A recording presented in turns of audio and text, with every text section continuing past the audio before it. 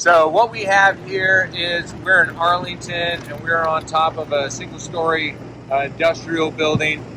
You're looking at a standing seam roof. When the ownership approached me about giving them and providing them a recommendation for a re-roof, I came out and I performed my inspection. I determined that basically what their issue was, because they were having leaks. There was a lot of humidity building up. There's a print shop actually inside, so it has a lot of industrial equipment, and that equipment heats up obviously, and it's hard to keep the temperature down.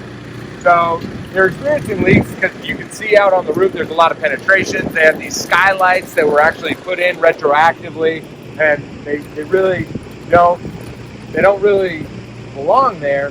So my thought process is, well, I don't think we need to give you a new roof. What we can do is we can do a fluid applied system that'll provide you with some reflectivity, so that's going to help with your energy efficiency, and then we can waterproof the areas that are leaking. They also have those fiberglass skylights. Another thing about them is that there's a safety hazard. They can't really see them unless you know that they're there. You have to really be on your toes. As with any kind of roofing project, you need to be extra safe, but that poses a real hazard for anybody who's unfamiliar with the roof. I mean, if you take one step on those, you're going straight through. So what we're going to do there is we're actually going to coat safety striping around them in big, broad yellow coating, so that way they're very recognizable, very noticeable to anybody who's walking on the roof. I wanted to talk to you guys about why we chose the fluid applied system and what we're doing up here. If you look at a metal roof, your typical metal roof it's not waterproof, it's water shedding. You can think of it almost like a shingle roof. A shingle roof is also water shedding, it's not necessarily waterproof. And every seam you see up here is a miniature expansion joint.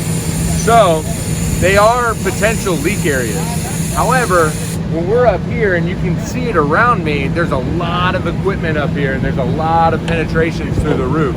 And depending on the age of all these things and how those penetrations were sealed, up here when I did my initial inspection, I noticed that they were putting some Flex Seal on things, kind of trying to waterproof it themselves. And then they were also just some old rubber boots that weren't working anymore. And we'll walk around and we'll show you some of those deficiencies because they're still out here.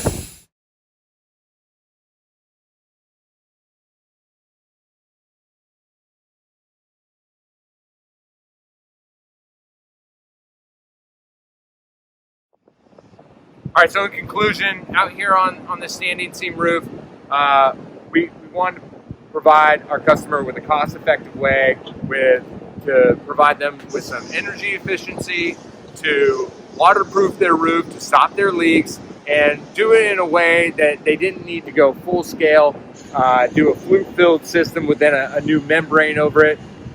On a roof like that, I mean, you're looking at several $100,000s of dollars to be able to complete a project, and I think this meets their needs in the best way possible, especially for the long term of what they're trying to accomplish with the building, and also to suit the tenants' needs.